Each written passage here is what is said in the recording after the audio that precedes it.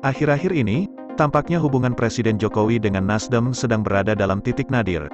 Mendinginnya hubungan antara mereka, kuat dugaan pemicunya adalah Anies Baswedan yang diusung Partai Nasdem sebagai Capres 2024 mendatang. Terbaru, keretakan hubungan mereka tampak jelas saat Jokowi tak menghadiri hari ulang tahun Nasdem ke-11. Situasi tak nyaman Jokowi berdekatan dengan Surya Paloh juga sempat terlihat lewat gesturnya di acara puncak hari ulang tahun Golkar. Orang nomor satu di tanah air ini enggan dipeluk oleh bos media grup tersebut. Rentetan peristiwa tadi menguatkan asumsi sejumlah pengamat politik, bahwa hubungan Nasdem dengan Jokowi sedang tidak baik-baik saja. Apalagi, dari kejauhan PDIP mencoba ikut memanas-manasi situasi. Sekjen PDIP, Hasto Kristianto menyatakan, dideklarasikannya Anies sebagai capres oleh Partai Nasdem, sama halnya mundur dari Koalisi Indonesia Maju. Keriuhan pencalonan Anies tidak terjadi pada saat Prabowo Subianto mendeklarasikan dirinya sebagai capres dari Partai Gerindra. Jokowi juga tampak santuy-santuy saja, bahkan, yang bersangkutan dua kali memberi pernyataan seolah mendukung langkah Menteri Pertahanan tersebut. Karena itu tak mengherankan bila pandit-pandit politik tanah air, meyakini faktor Anies Baswedanlah yang membuat Jokowi terganggu, dan PDIP tampak kurang berkenan. Apalagi salah satu petinggi Nasdem, Zulfan Lindan, secara terbuka memberi pernyataan, Anies yang mereka usung sebagai capres merupakan antitesa Jokowi. Riak yang kian membesar ini berusaha dinafikan Nasdem, sementara Jokowi salah satu aktor penting dalam isu ini memilih diam. Sikap diam Jokowi, membuat isu keretakan dengan Nasdem kian kuat dan membuat Surya Paloh gundah. Apalagi, Jokowi tidak hadir pada acara perayaan ulang tahun Nasdem yang ke-11. Padahal sebelumnya tak sekalipun Jokowi absen dalam acara-acara besar yang diselenggarakan partai tersebut. Bukan karena kita mencalonkan Bung Anies Baswedan, hubungan kita harus retak, hubungan kita harus berpisah, perasaan hati kita sebagai kader mengurangi rasa kedewasaan kita, ujar Surya Paloh, seperti dilansir Kompas.com. Namun demikian, Paloh meyakinkan semua pihak, hubungannya dengan Presiden Jokowi baik-baik saja, meskipun sejatinya tidak demikian. Paloh juga berucap, ia dan Nasdem ingin tetap menjadi sahabat baik Jokowi dalam suka dan duka. Bahkan, mereka tampak mengiba, Partai Nasdem tak ingin didepak dari Koalisi Indonesia Maju, atau Nasdem tidak siap keluar dari koalisi, kecuali dikeluarkan.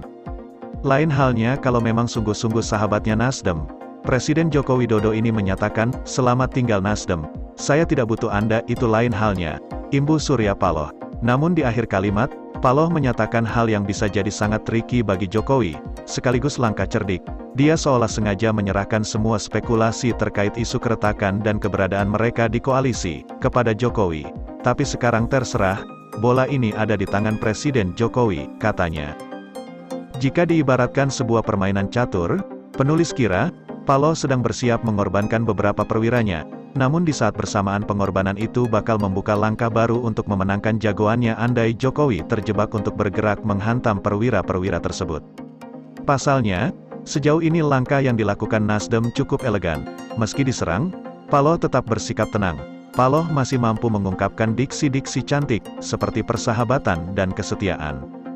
Dengan langkah tersebut, boleh jadi sebenarnya Paloh sedang berharap bisa membuat mereka dianggap sebagai korban. Andai kemudian dibalas Jokowi dengan menggerakkan sesuatu yang menitikberatkan pada pendekatan kekuasaan, misalnya, mereshuffle kader Nasdem di kabinet dan mendepaknya dari koalisi.